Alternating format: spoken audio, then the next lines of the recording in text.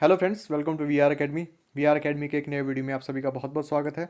और आज की वीडियो में हम कवर करेंगे 19 फरवरी से रिलेटेड करंट अफेयर्स। 19 फरवरी 2022 से रिलेटेड करंट अफेयर्स आज की वीडियो में हम देखेंगे और साथ ही साथ देखेंगे उससे जुड़ा स्टैटिक जीके भी। ओके, तो ज़्यादा टाइम ना गवाते हुए वीडियो शुरू करते हैं। फर्स्ट क्वेश्चन देख लेते हैं।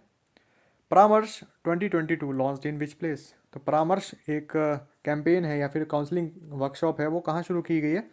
Bikaner, Bikaner district of Rajasthan. राजस्थान के बीकानेर डिस्ट्रिक्ट में ये शुरू की गई है। किस लिए? फॉर करियर काउंसलिंग ऑफ जो यंग स्टूडेंट्स हैं, उनके करियर के भविष्य के लिए, जो कैसे अपना व्यवहार कर सकते हैं या फिर कैसे अपना जो भविष्य बना सकते हैं किसी भी फील्ड में, उसके लिए काउंसलिंग की जाएगी। ओके, और इसको करीब करीब 1 लाख स्टूडेंट ने ज्वाइन किया। 1 लाख स्टूडेंट ने इसको ज्वाइन किया। ओके, राजस्थान की कैपिटल क्या है दोस्तों? जयपुर। याद रखेंगे, पिंक सिटी भी बोलते हैं उसको। Next question. Which country along with India to use India's UPI platform.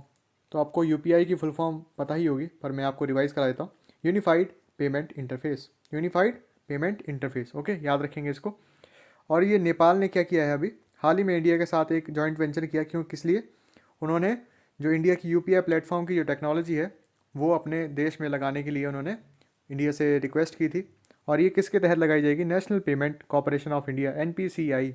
NPCI जो है वो ये टेक्नोलॉजी नेपाल को देगा। ओके, तो नेपाल के जो कैपिटल है वो क्या है? काठमांडू। काठमांडू जो है नेपाल की कैपिटल। और किस लिए फेमस है काठमांडू? एक और चीज़ के लिए फेमस है, पशुपतिनाथ का टेम्पल है वहाँ पर। ओके, पशुपतिनाथ शिव जी का टेम्पल है वहाँ पर काठमांडू में, और ये लकड़ी का बना हुआ है, वुड से बना हुआ है। ओके, नेपाल इंडिया का काफ़ी अच्छा पड़ोसी मुल्क रहा है, पर थोड़े दिन पहले ये विवादों में ही रहा। क्यों? वहाँ पर जो लिपू लेक दर्रा जो है, लिपू लेक, तो जो केपी ओली, जो इनके पुराने जो प्राइम मिनिस्टर थे, वो कह रहे थे कि नेपाल का ये दर्रा है और इसको नेपाल को मिलना चाहिए। और इस दर्रे के बारे में आपको बताया जाए, दर्रा या ला जिसको बोलते हैं, लिपू लेक ला। तो अगर मैं आपको पास के बारे में थोड़ा बताऊं तो जियोग्राफी में घुस जाएंगे थोड़ा हम। तो ये जो, अगर मान लीजिए 2 माउंटेन है, तो इसके बीच में जो सकरा रास्ता है, ये इसको क्या कहेंगे? पास। ओके, पास। या फिर अगर हिमाचल से आपने ला का नाम भी सुना होगा, जैसे नाथू ला, करजम ला, ये सब ला जो होते हैं। ला जो है एक तिब्बतियन शब्द है। ओके, इसका मतलब क्या होता है? पतला रास्ता। तो जो जब पहाड़ों के बीच में छकरा रास्ता होता है उसको पास कहते हैं। ओके, और यही पहाड़ अगर दूर दूर है मान लीजिए, ओके, और इसके बीच का जो डिस्टेंस है, इसको क्या कहते हैं? वैली कहते हैं, वैली या घाटी कहते हैं। ओके, तो आशा करता हूँ आपको कॉन्सेप्ट थोड़ा सा समझ आया होगा। ओके, और जो ये केपी ओली जो थे, केपी ओली इनके फॉर्मर प्राइम मिनिस्टर जो थे, इन्होंने चाइना के इन्फ्लुएंस में आकर बहुत सारे जो इंडिया के जो एक विवादित बयान भी दिए थे कि अयोध्या भी नेपाल का ही हिस्सा है, ऐसा वैसा। तो ये सब करंट न्यूज़ में रहा था पिछले साल भी। ओके, तो लिपू लेक के बारे में अगर बताया जाए, तो जैसे मान लीजिए उत्तराखंड का रीजन जो है वो नेपाल से ज़्यादा सटा हुआ है। टनकपुर से हम नेपाल में जा सकते हैं, कि एंट्री होती है वहाँ से भी। तो जो वहाँ से निकलती है एक महाकाली नदी, महाकाली नदी के ओरिजिन को लेकर वहाँ पर डिस्प्यूट था। ओके, तो महाकाली नदी का जो ओरिजिनल है, जहाँ पे महाकाली नदी का उद्गम स्थान है, उसको जो है इंडिया की ट्रिब्यूटरी माना गया है। परंतु नेपाल थोड़े दिन पहले बोल रहा था कि महाकाली नदी का जो ओरिजिनल ओरिजिन पॉइंट है वो नेपाल के पास है। इसलिए वो जो एरिया है लिपू लेक का, लिपू लेक जैसे मान लीजिए नदी है, इसके बीच में ये एक जगह से 2 जगह में बढ़ जाती है। तो ये जो जगह है बीच में, इसको कहा जाता है लिपू लेक। तो नेपाल बोल रहा था कि ये उसकी जगह है, पर ये ओरिजिनली जो हमारी जो एलओसी या लाइन ऑफ एक्चुअल कंट्रोल है, उसके अकॉर्डिंग ये इंडिया का भाग है। तो इसके लिए काफ़ी विवाद रहे थे। तो मैं आपको थोड़ा ब्रीफली इसलिए बता रहा था कि कई बार एग्जाम पॉइंट ऑफ व्यू से ये पूछ लिया जाता है। ओके, तो आशा करता हूँ आपको ये समझ आया होगा। नेक्स्ट देख लेते हैं हम। काठमांडू किसकी कैपिटल है? नेपाल की। करेंसी है वहाँ पर नेपालीस रुपये, नेपालीस रुपये। प्रेसिडेंट है वहाँ पर कौन अभी? विद्या देवी भंडारी, विद्या देवी भंडारी। और पीएम है शेर बहादुर देवबा। ये अभी बने हैं शेर बहादुर देवबा, वहाँ पर क्या बने हैं? वहाँ के प्राइम मिनिस्टर। ओके, नेक्स्ट देख लेते हैं। Who is new director of IEC, institute of economic growth. Institute of economic growth के नए डायरेक्टर कौन बनाए गए हैं? चेतन घाटे। चेतन घाटे जी बनाए गए हैं new director of IEC. IEC की एस्टेब्लिशमेंट कब हुई थी? 1952 में, 1952 में ये बना था। और करंट जो चेयरपर्सन है वहाँ पर कौन है? तरुण दास। तरुण दास। इकोनॉमिक ग्रोथ को ये मॉनिटर करता है इंस्टीट्यूट। ओके, तो इसका नाम है आईईसी, आईईसी शॉर्ट फॉर्म में बोलते हैं इसको। और नए जो इसके क्या बने हैं, डायरेक्टर बने हैं, उसका नाम क्या है, Chetan Ghate. Fourth question, in which state slash UT smart card arms licence and सशस्त्र ऐप लॉन्च्ड। तो कौन से राज्य या फिर केंद्र शासित प्रदेश में स्मार्ट कार्ड आर्म लाइसेंस या फिर हथियारों को रखने के लिए लाइसेंस जो मिलता है वो, या फिर सशस्त्र ऐप जो है वो लॉन्च की गई है। तो ये दिल्ली में की गई है। ओके, जो हमारे होम मिनिस्टर हैं अमित शाह जी, उन्होंने इसको लॉन्च किया कब, 75वीं जो एनिवर्सरी थी दिल्ली पुलिस की उसके लिए। ओके, तो यहाँ पर अगर आप देखें तो स्मार्ट कार्ड की फॉर्म में अब लाइसेंस मिलेगा, एक हार्ड प्लेट पे मिलेगा लाइसेंस, जो हम लाइसेंस मिलता है किसके लिए, जो भी हथियार रखने के लिए लाइसेंस मिलता है। और साथ ही साथ आप सशस्त्र ऐप से भी अपना जो लाइसेंस है या फिर उसको रिन्यू करा सकेंगे आपसे। ओके, केवल दिल्ली में।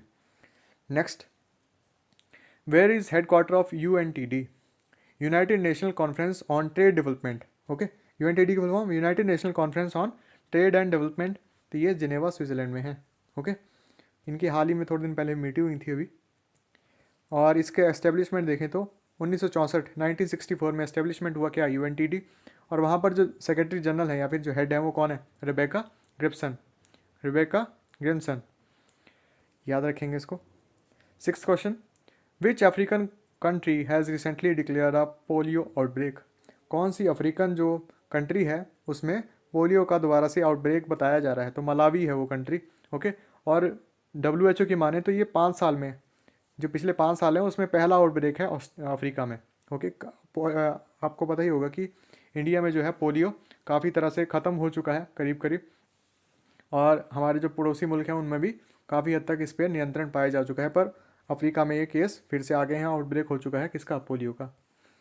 WHO के बारे में थोड़ा देखें तो फुल फॉर्म क्या है WHO की, वर्ल्ड हेल्थ ऑर्गेनाइजेशन, सब जानते हैं। एस्टेब्लिशमेंट हुई थी 7 अप्रैल 1948। 7 अप्रैल 1948 को WHO के गठन किया गया था। हेडक्वार्टर इसका भी कहाँ पे है, स्विट्जरलैंड जिनेवा में। स्विट्जरलैंड जिनेवा में ही है हेडक्वार्टर। WTO UNTD ये सब कहाँ पर है, जिनेवा में ही है। और डायरेक्टर जनरल की बात करें तो वहाँ पर कौन है, हेड कौन है, टेड्रोस एडनॉम वहाँ पर डायरेक्टर जनरल हैं किसके, WHO के। Next, who won second highest Pakistani civilian award. तो ये second highest Pakistani civilian award कौन है, हिलाल पाकिस्तान। तो ये किसको मिला है, बिल गेट्स को। हिलाल पाकिस्तान ये मिला है, बिल गेट्स को दिया गया ये। ओके, बिल गेट्स को आप जानते होंगे माइक्रोसॉफ्ट के ऑनर हैं, और इन्होंने काफ़ी ज़्यादा इनको पाकिस्तान को क्या किया, डोनेशन किया। इसलिए इन्होंने भी अपना थोड़ा सा अपना दिखाने के लिए कि हम भी आपके लिए कुछ कर सकते हैं, तो इन्होंने भी इनको सेकंड हाईएस्ट अपना सिविलियन अवार्ड प्रदान कर दिया। ओके, तो ऐसे पाकिस्तान के पास जो इकोनॉमी है वो 2030 तक आप देखेंगे कि पाकिस्तान की इकोनॉमी ठप हो जाएगी। ओके, पाकिस्तान का अभी थोड़े दिनों में पतन होने वाला है। 8th क्वेश्चन देख लेते हैं, which reference to plastic packaging what does EPR stand for.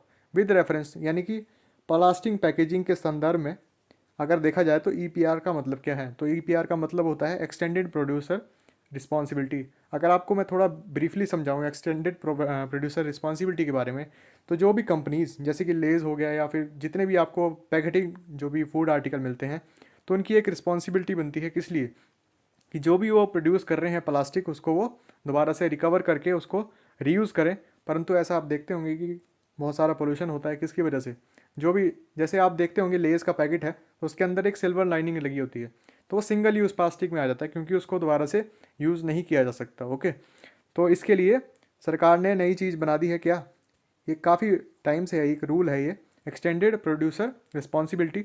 और इसके तहत अब ये नई चीज़ चलाई जा रही है कि इसलिए सिंगल यूज़ जो प्लास्टिक है उसको ख़त्म करने के लिए।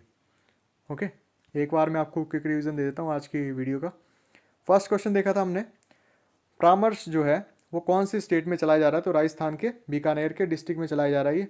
ओके, और ये करियर काउंसलिंग के लिए वर्कशॉप है, 1 लाख स्टूडेंट ने इसको अटेंड किया। सेकंड देखा था, which country along with India to use India's UPI platform.